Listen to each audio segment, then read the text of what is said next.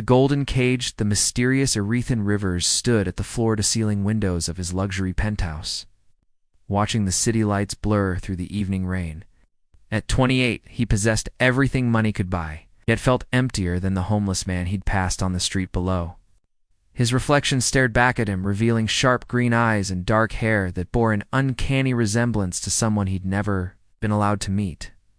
The monthly check had arrived that morning, as it had for the past decade. No signature, no return address, just enough money to maintain his lavish lifestyle without ever having to work.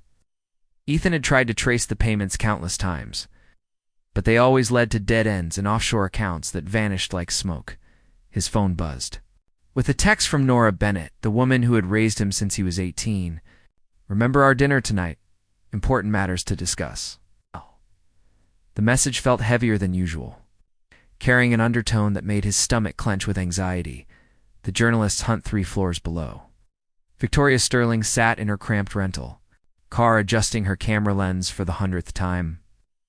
The investigative journalist had been following leads about Cross Industries for months, and every thread seemed to point to this building. Her editor had warned her about digging too deep into Harrison Cross's affairs.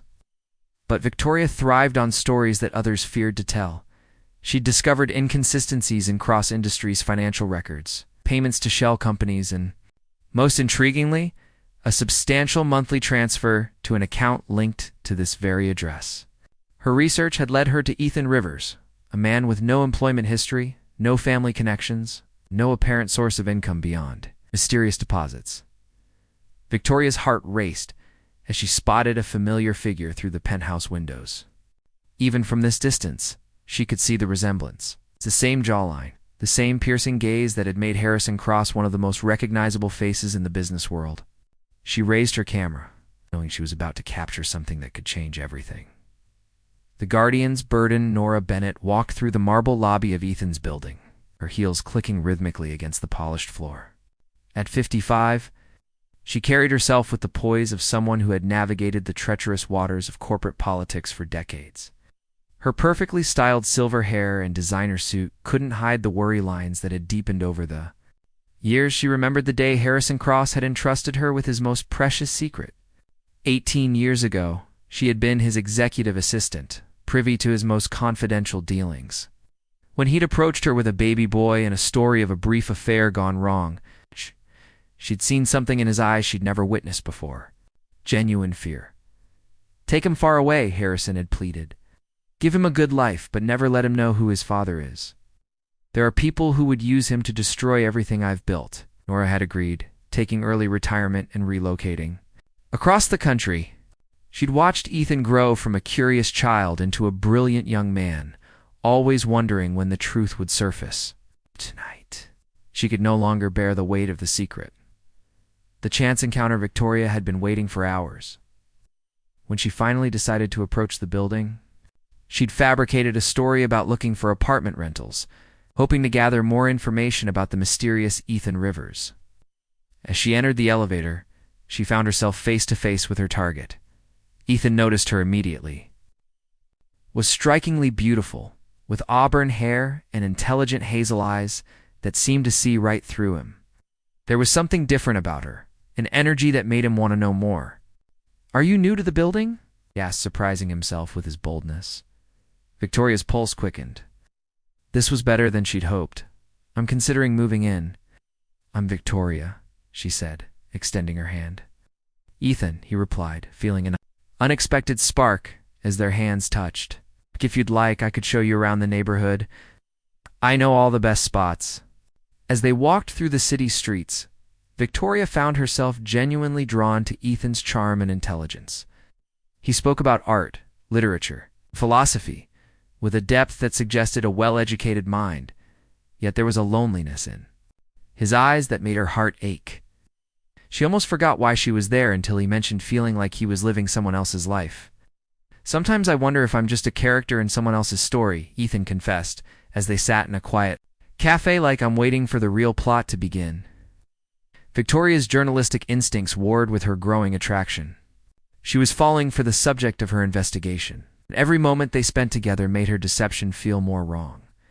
The dinner revelation that evening, Ethan arrived at Nora's apartment to find her pacing nervously. The woman who had been his rock for 10 years looked fragile and uncertain. "There's something I need to tell you," Nora began, her voice trembling, "about who you really are and why we've lived this way." She led him to her study, where she'd prepared a collection of documents, photographs, and letters. The first photo made Ethan's breath catch in his throat. It showed a younger Nora standing beside a man who looked exactly like an older version of himself. "Your father is Harrison Cross," Nora said simply, "the CEO of Cross Industries. He's one of the most powerful men in the country, and you're his son." Ethan stared at the photograph, his mind reeling. "Why didn't you tell me?" "Because he was terrified that his enemies would use you against him. There were threats, attempts on his life. He thought you'd be safer living anonymously."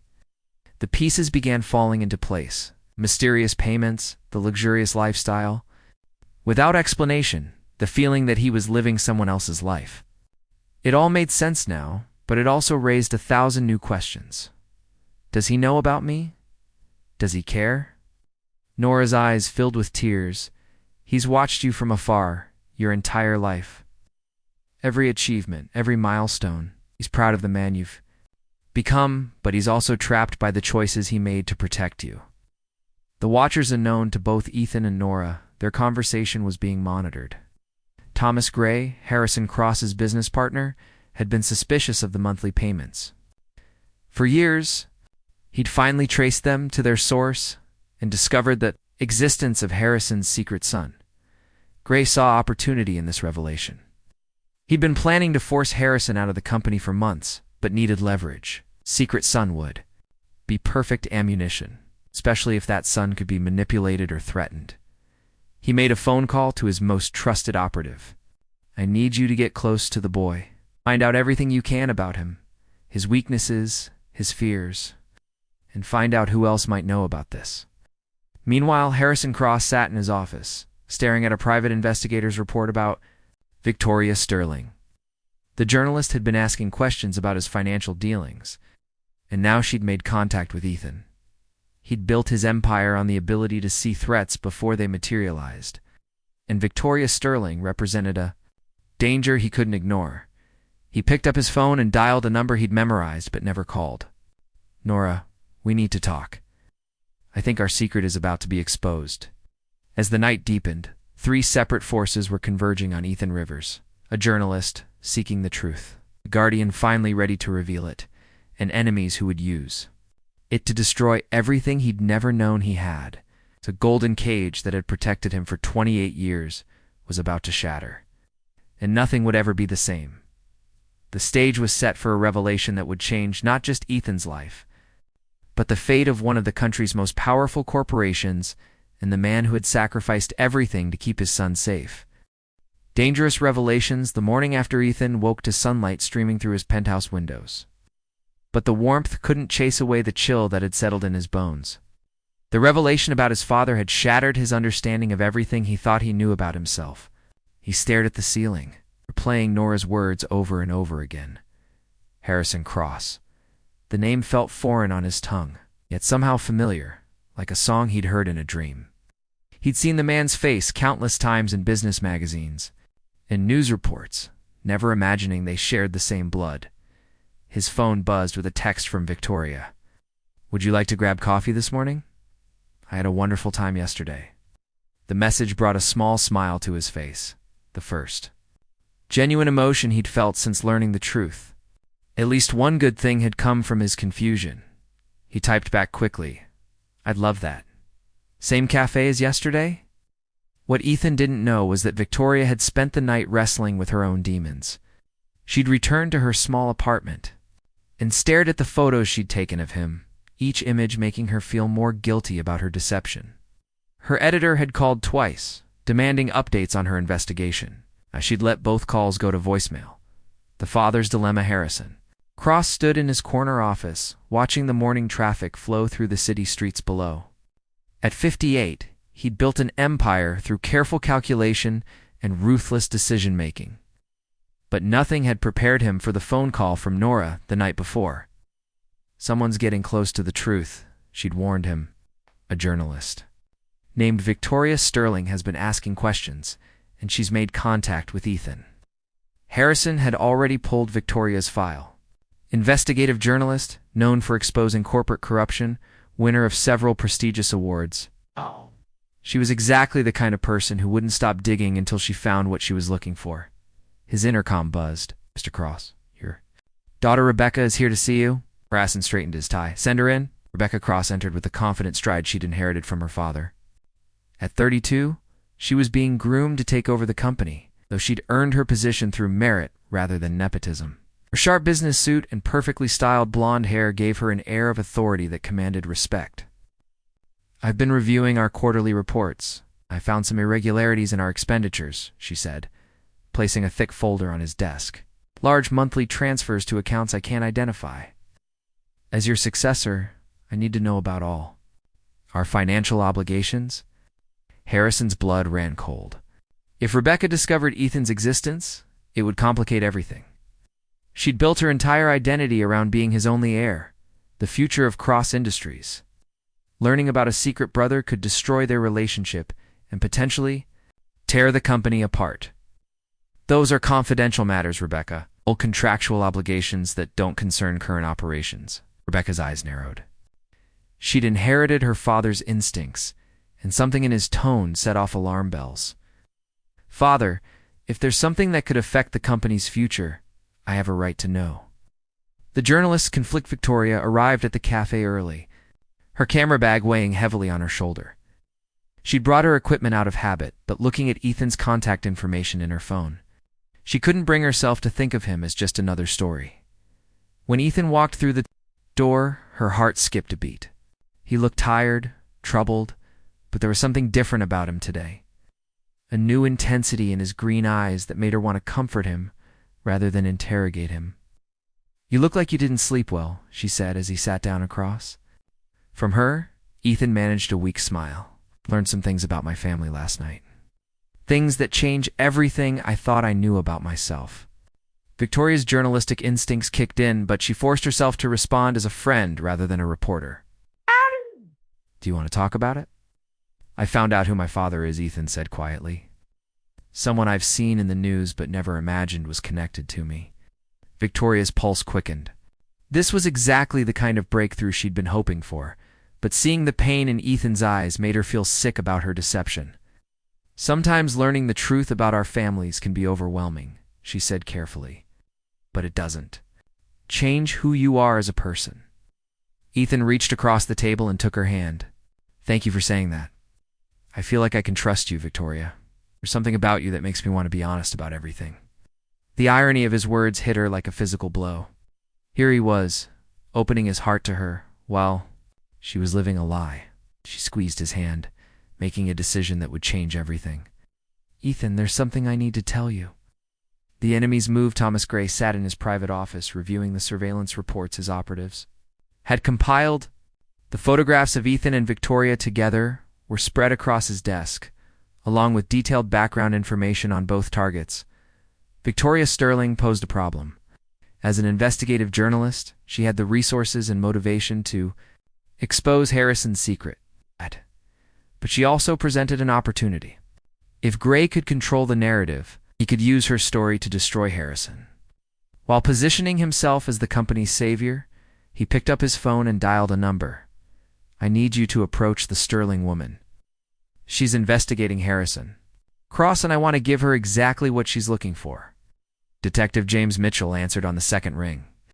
Gray had been feeding the detective information about Cross Industries for months, building a case that would eventually lead to Harrison's downfall. "I've got something big," Gray continued. "Harrison Cross has been hiding a son for nearly 30 years. Paying him off, keeping him secret. This could be the evidence you need to prove financial fraud." Mitchell's voice was cautious. "How do you know about this?" "I've been tracking irregular payments for years. The son's name is Ethan Rivers. He's been living off his father's money, while Harrison claims to be a family man with only one heir." What Gray didn't mention was his real plan.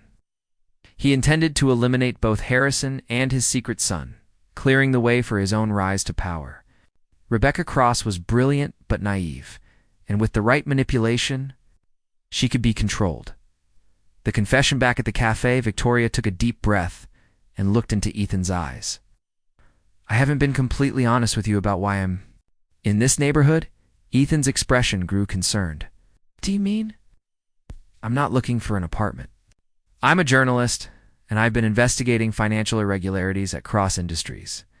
The trail led me to you. The color drained from Ethan's face. You've been investigating me? At first, yes. But Ethan, I need you to know that my feelings for you are real. Whatever started this, what's happening between us now is genuine. Ethan stood abruptly, his chair scraping against the floor. So everything yesterday was a lie? You approached me because you thought I was connected to some story? Me explain? Explain what? That you've been using me? That while I was opening up to you, you were gathering information for an article? Victoria's eyes filled with tears. It wasn't supposed to happen like this. I was just following a lead. But then I met you, and everything changed.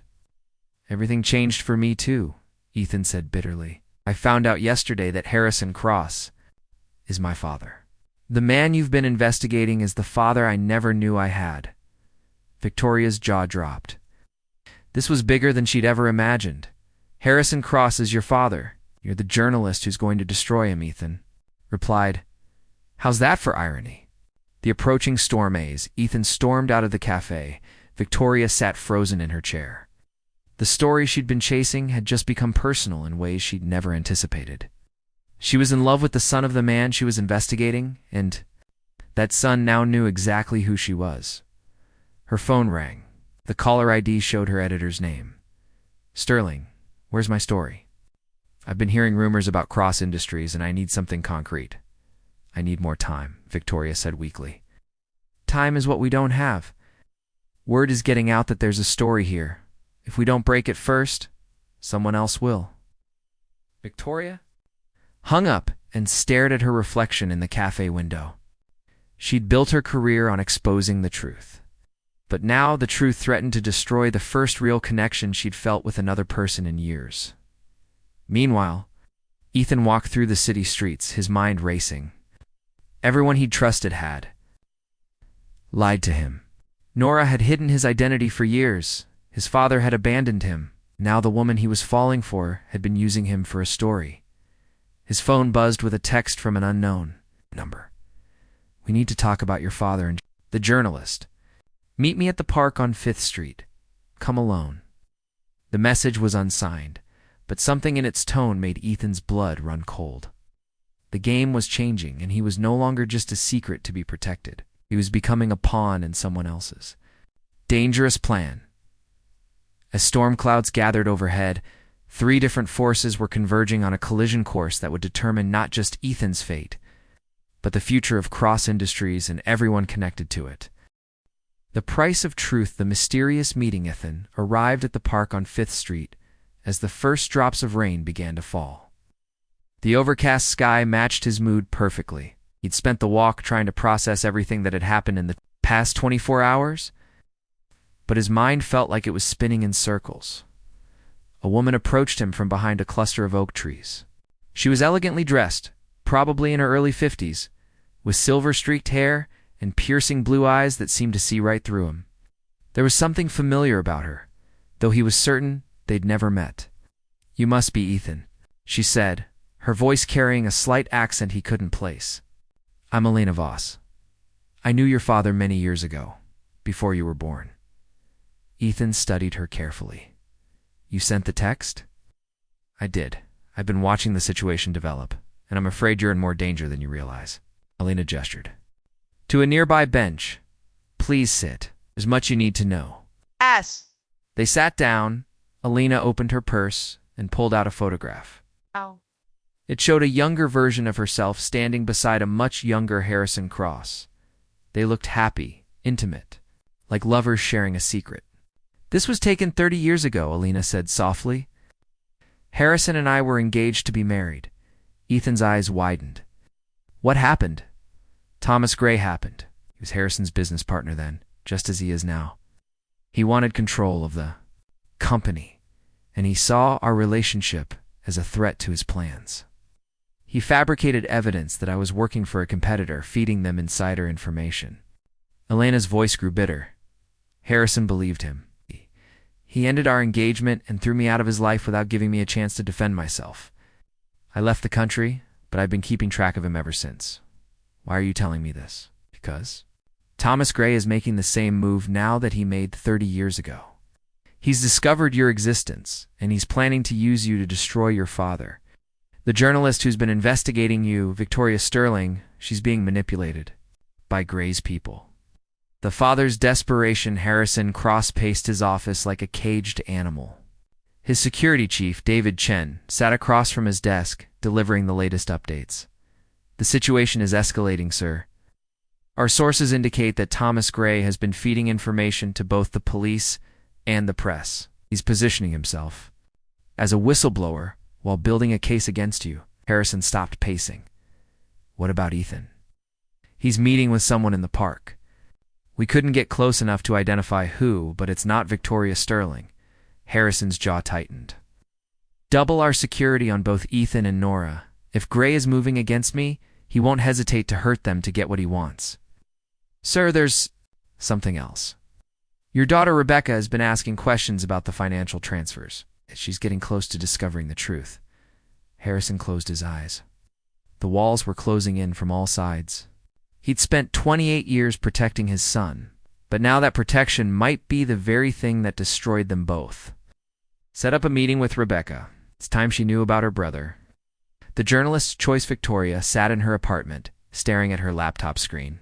The article was half-written, exposing the financial irregularities at Cross Industries and the secret payments to Ethan Rivers. It would be the biggest story of her career, but publishing it would destroy any chance she had with Ethan. Her phone rang. The caller ID showed Detective Mitchell's name. Victoria, I have new information about the Cross Industries case. Information that could blow this wide open. What kind of information? Evidence that Harrison Cross has been hiding a son for decades. Paying him off, keeping him secret, while presenting himself as a family man. This could be the key to proving financial fraud.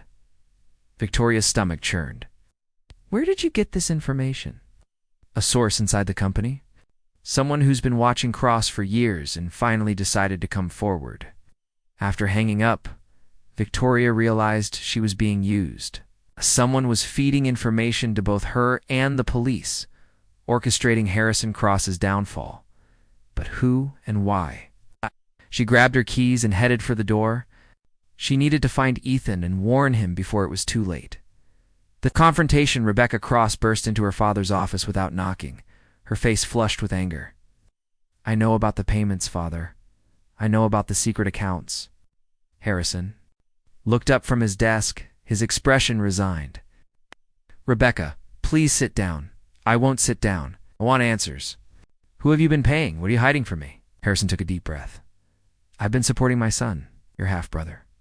Rebecca's face went white. What?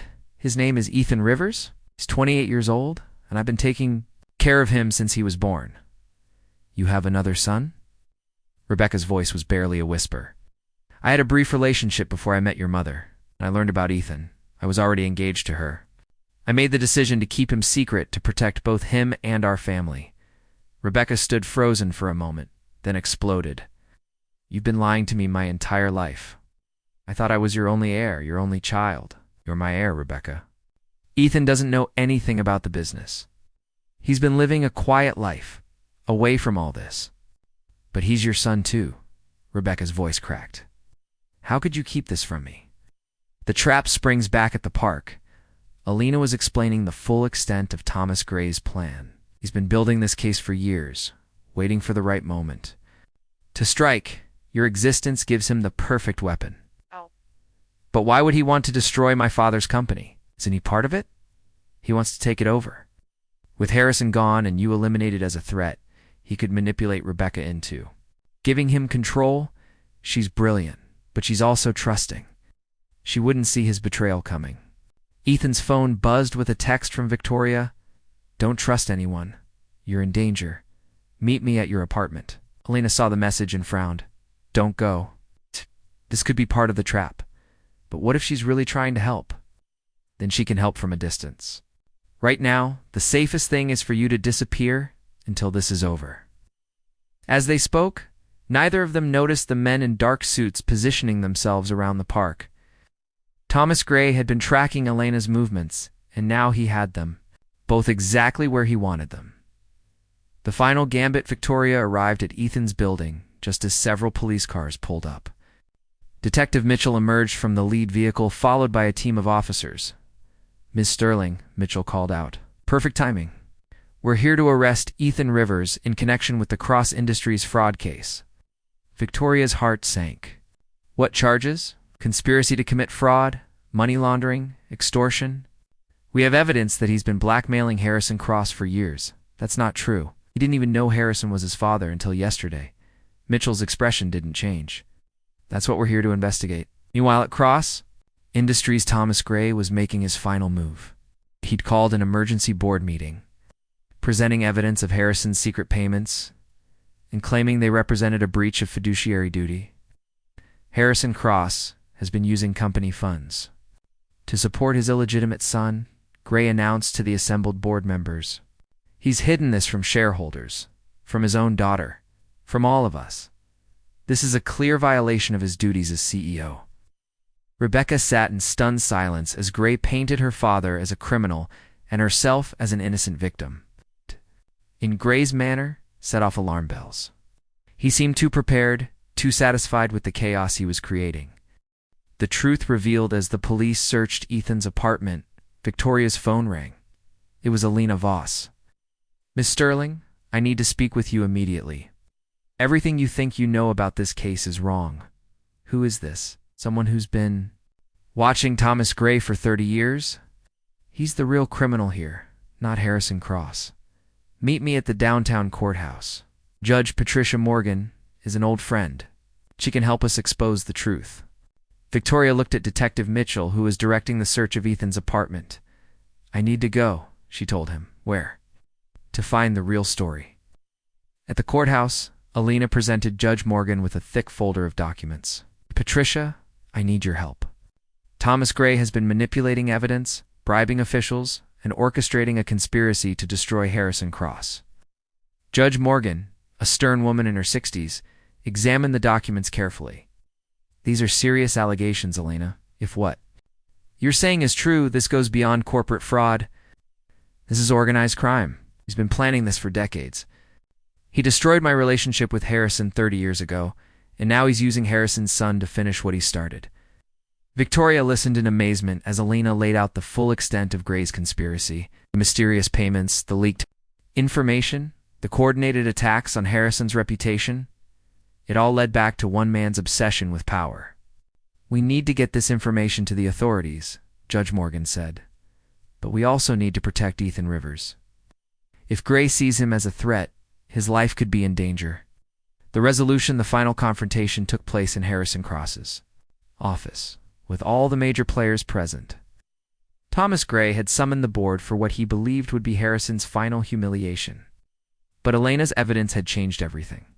Detective Mitchell entered with a warrant for Gray's arrest, not Harrison's. "Thomas Gray, you're under arrest for conspiracy, fraud, and attempted murder."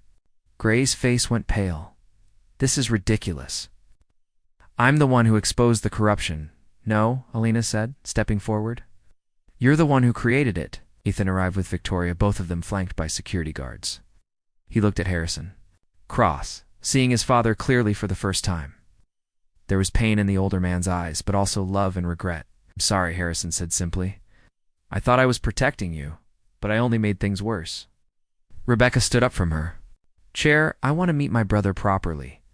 The room fell silent as the two siblings faced each other. Rebecca extended her hand. "I'm Rebecca. I wish I'd known about you sooner." Ethan shook her hand, surprised by the warmth in her eyes. "I'm Ethan. I wish I'd known about all of you sooner." Victoria watched the family reunion with tears in her eyes. Her story had become something entirely different from what she'd planned. But it had also brought her the love of her life. As Thomas Gray was led away in handcuffs, he turned back to Harrison. "This isn't over." "Yes, it is," Harrison replied. "It's finally over." The new beginning 6 months later, Ethan sat in his father's office, learning the business that would one day be his legacy. He'd chosen to keep the name Rivers, but he'd also chosen to embrace his true family. Rebecca had become not just a sister, but a friend and mentor. Victoria's article about the conspiracy had won several awards, but more importantly, it had brought them together. They were planning their wedding for the following spring. Harrison stood at his window, watching the city he'd helped build. Lena had agreed to have dinner with him the following week, their first meeting in 30 years. Some wounds could heal. Given time and truth, Nora had been honored at a company ceremony for her years of loyalty and sacrifice. She'd finally been able to tell the complete truth about her role in protecting Ethan, and she'd been welcomed into the Cross family with open arms. The golden cage had been broken, but what emerged was something far more valuable: a real family, built on truth instead of secrets, love instead of fear. As the sun set over the city, Ethan realized that his life's real story was just beginning. He was no longer someone else's secret. He was exactly who he was meant to be. End.